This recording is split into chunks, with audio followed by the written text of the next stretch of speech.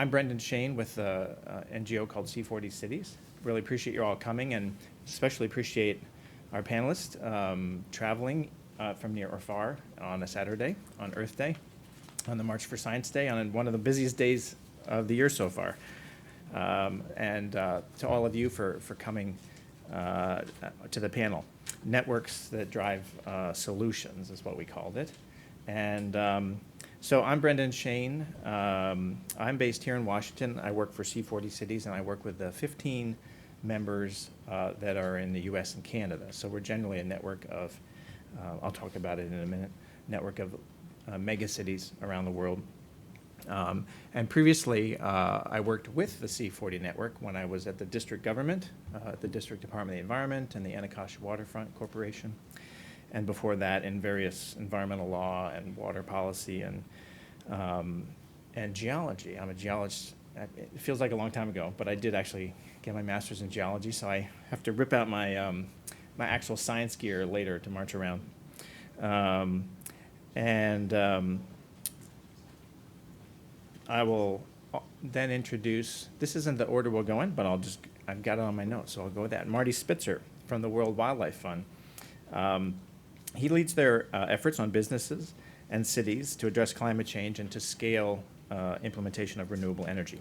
He spent over 25 years with nonprofits at different levels of government and different levels of government, collaborating with businesses, with nonprofit NGOs, and governments to drive sustainable business solutions. So this includes experience with the Center for Clean Air Policy, at the Science Committee of the U.S. House of Representatives, the President's Council on Sustainable Development at the White House, and also at EPA, I guess, before that. And when he's not doing this on Earth Day, or as soon as he's done this on Earth Day, he's out to coach Little League, which is great. Kara Ball, and I should say you're in D.C. as well with WWF's office here. Kara is in D.C. with Eco America, where she leads Blessed Tomorrow, you'll hear about, and is their faith sector director.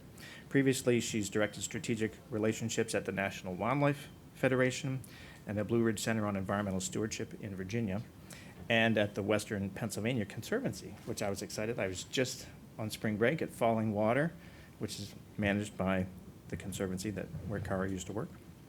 She has a double master's in public policy and business administration, and these I thought were cool. So she's a Virginia Master Naturalist certified.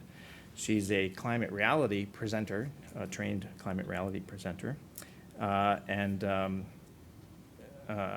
will join your husband, you have joined your husband, Reverend Jim Ball, for the What Would Jesus Drive tour, an educational campaign to reduce pollution and fuel consumption.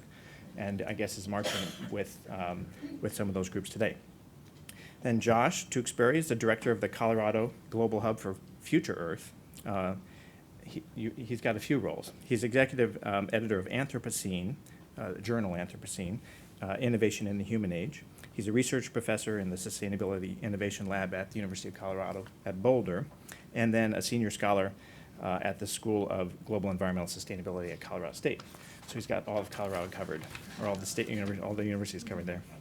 And so in those roles, Josh works to generate and communicate global sustainability science relevant to societies, connect research communities across disciplines and geographies, and help drive positive change in how international and interdisciplinary science engages with societal partners.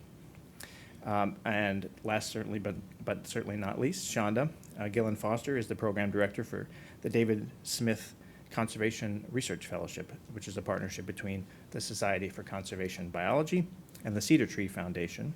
And for more than a decade, Shonda has coordinated the Smith Fellows Program, which supports leading conservation scientists through 2 years of applied postdoctoral research, supplemented by training programs, peer networking, and field learning experiences. So what we're going to do is take about 10 minutes each, and I'll try to be ruthless I'll set the timer over here, starting with myself, for 10 minutes. And we'll just go through, I think, all of us, and then open up for discussion and Q&A. And the one thing to mention, both for our discussion, but then when we get to any questions, this is being live streamed, so if you have questions, we need to be sure we're mic'd wherever you're speaking. so that folks out in the rest of the world can hear us. So I will, well, another thing that I'll mention just in terms of introduction is that, well, I think we'll talk, each of us, about our own networks, but then a little bit how we work with other networks in our areas of focus across environment and climate, water and biology and science and research and all. And then in the discussion time, one of the things I want to talk about is a little bit about how increasingly networks are working together across disciplines and coming together, particularly in the face of some challenging times in the environment and climate space. So quickly about the network I work with. So the C40 Cities is actually now 91 cities focused on climate change specifically, but defining that broadly. So this is these are cities working across energy, transportation, water, and a whole range of issues in climate change. I'm not sure where my percentages went there, but we're now 91 cities. We'll top out at about 100. This is intended to be a small group of leading cities globally, but we currently represent about 11% of the world's population, and then more than double that, about 25% of the GDP, global GDP, is based in the member cities that we have currently. To get into the network, it's sort of an invitation-only network. It's very much intended to be peer-to-peer at several levels. This is bringing mayors together for political coordination and networking. The idea being that they'll go further together than they would individually. And then also at the technical and policy level. So working at several levels for about the last, I guess it's almost 12 years now. So we're just entering a new phase, a new business plan for the next 4 years, which is very much intended to follow up on the Paris Agreement that was signed at COP21. And the idea is that cities have unique authorities, unique powers, and the ability to act, that mayors and city councils and governments have the ability to move more quickly in many instances than nations or states or provinces. They also have a different mandate, right? They are reporting directly to the people, and so politics can tend to fade away a little bit more, and progress can be made sometimes more quickly. And that's what we need, is we need very quick progress. The mandates from Paris are very significant. We're focused on, as a network of leading cities, we're focused on cities delivering plans that are compliant with the 1.5 degree limit to global warming. And so in our new effort to move from the aspiration of Paris to action and implementation, the effort is that all of our member cities must have a plan that's compliant with a 1.5 degree scenario by 2020, or else they'd be moved out of the network, I guess. It's the first time we're sort of clamping down and setting a very specific target for these cities.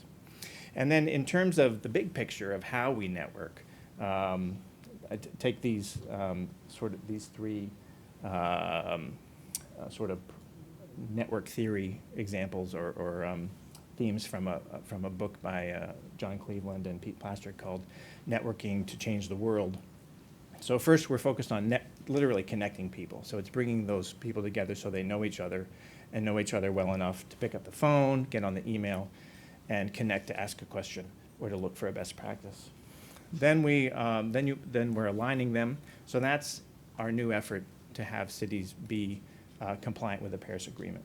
So we're aligning around this ambitious goal of 1.5 degrees.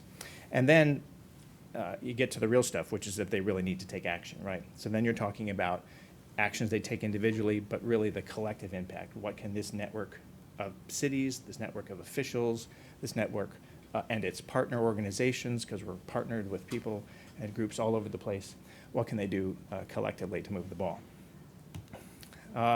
So we call this current program Deadline 2020 for a couple of reasons. This is what I think it's the sort of first roadmap that takes a look at what would be required for cities to meet the Paris Agreement. So we essentially stepped back. It took about a year. You step back, you look at the carbon budget, what's allowable, what emissions are allowable by the world cities, and to keep us within the 1.5 degree warming, and then sort of allocate that out to each of our members, and then work to drive that into plans, and then to implementation of those plans in each of the member cities.